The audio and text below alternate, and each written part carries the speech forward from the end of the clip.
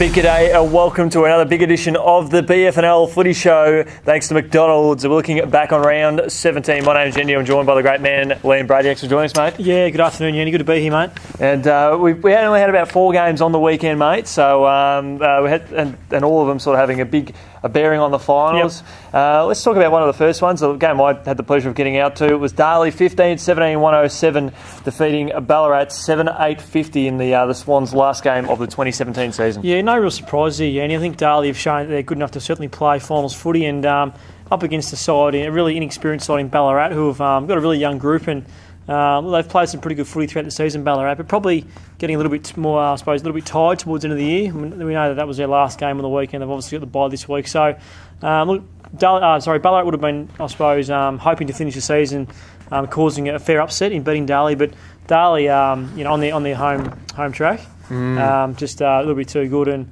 I think Darley, they want to certainly finish in that third position now. I think they will. We know third place, sixth come the first week of the final, so they're on track to do that. Yeah, certainly, as you said, an upset was potentially on the cards there. And I was sort of looking at how things were going in the first quarter. Ballarat were actually kicking into the breeze, and they got within 2 points. And yep. I just had the feeling that if they can keep up that form in the second term with the win, which was a couple of goals advantage, they could have gone on with a job. But Darley sort of kicked into overdrive there and had a very good, solid win. And they're ticking all the right boxes. Head Scotland had a good chat with them after the game, and certainly gave them expectations where they're at. So, which is great. And game that sort of caused raised a lot of eyebrows, a lot of excitement was East Point 17-8-110 defeating North Ballarat City 14-11-95 to come from behind in the final term to win that one. Yeah, they were 14 points down at quarter time, and a good effort by Jake Bridges and the coaching staff to be able to turn a young group around, and a game they had to win to keep their finals chances alive, and they were able to do that. I think Daniel McConaughey kicked 10 goals. Bryson McDougall kicked the other 10. Bryson McDougall kicked 10 goals, sorry.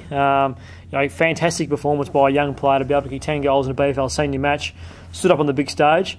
And they keep their slim finals chances alive. We know they've got a really tough assignment against Lake Wendouree this week. So if they're able to come away with a win there, they certainly make the final. So and for North City, we know that their finals chance is still alive. I think they play Melton this week, so they have to beat Melton, which they probably should, and they'll play finals as well. That's if East Point do get beaten. Correct, that's right there, mate.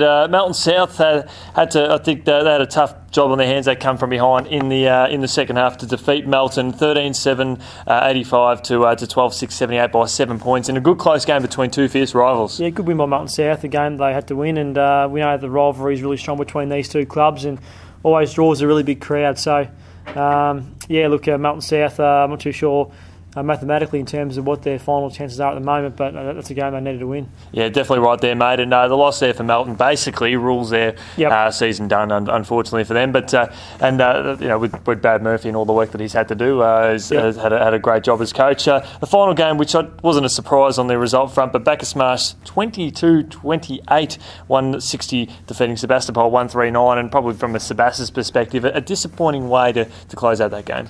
Yeah, look, disappointing for Sebast, but they're playing against a side who's, probably the best side in the competition. They're the premiership favourites, last year's premiership winners, and it was always going to be a tough assignment heading down to Manly Park and I suppose competing against the Bacchus Marsh side who are flying. And look, Sebastopol, as we've said, over the last probably 3 or 4 weeks, have had a lot of injuries. They've got a very young side on the park at the moment, so they'd be disappointed to lose by that margin. But the Bacchus Marsh are a class outfit, and bigger bodies and more experience, and that's what happens. Jared Maximo, just a lazy 10 goals. 10 goals, which is good to see. So he's a really important player for Bacchus Marsh. Definitely right. Get him on the park. He's a great asset to have.